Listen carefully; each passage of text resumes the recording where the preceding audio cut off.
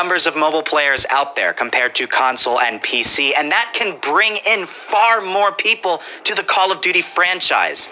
And this game is a huge success story already. Now, if you look at the sales of Call of Duty games in general over the past few years, they've gone downhill. It doesn't mean the games are worse in the most recent of years, but it's like this community in general has lost its excitement about this series. Call of Duty Mobile is going to change that, and it's going to change that for the better. This is the reason why this game is the most important release of a Call of Duty game ever. So continuing on here, the second thing you probably did not know about Call of Duty Mobile is the sheer number of developers and publishers working on this game. The creators of Call of Duty Mobile wanted to have as smooth and as successful of a creation and release as possible, and they've done a good job so far. We all know and love Activision. They are one of the main development teams on this game, but Activision decided to partner up and co-develop with TiMi Studios to help create this game and perhaps make a game more suitable for a large Chinese audience. And then we have 3 different publishers for this game. Activision is working on the global release of this game. We have Garena, based in Southeast Asia, releasing the Southeast Asian version of this game. And then we have Tencent, working on publishing the Chinese version of Call of Duty Mobile. Having 3 different publishers allows for a greatest reach possible for this game, and considering how successful it is, they've done a very good job. So, the third thing you probably did not realize about Call of Duty Mobile is the fact that this game isn't pay to win. That might sound like a completely foreign concept to you, because I mean, if you look at the games of 2019, so many games are paid to win. It's like the developers only care about one thing, and that one thing is money. They're trying to squeeze as much of that as they can out of their player base, but the developers of Call of Duty Mobile do not do that. There's really only a few things that you can even use money for in this game. There's skins, of course, and you don't necessarily need skins to win. They look cool, but they don't make your gameplay any better. There's loot boxes, but you never need to even open up a single loot box to do well in this game. And then there's the Battle Pass, which does give you some pretty cool weapons, but again, you don't necessarily need that. You could use all the weapons that you unlock for free and still play very, very well in Call of Duty Mobile, and that's fantastic.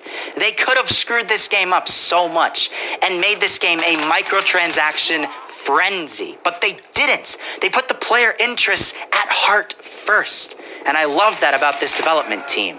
This game is going places, and it's heading in the right direction so far.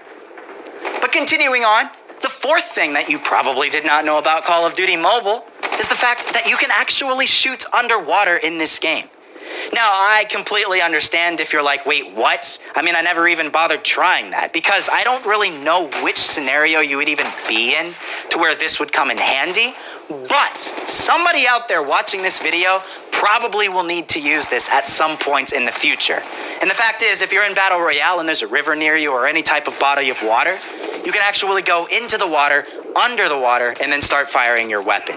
It's probably going to do less damage, and the bullet might even travel a lot less distance, just like real-life physics.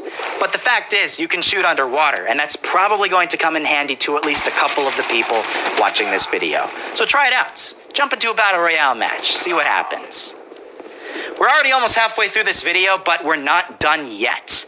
The fifth thing that you probably did not know about this game, I've said probably a lot now already, is the fact that you can actually make your hipfire a lot more accurate with a very simple trick.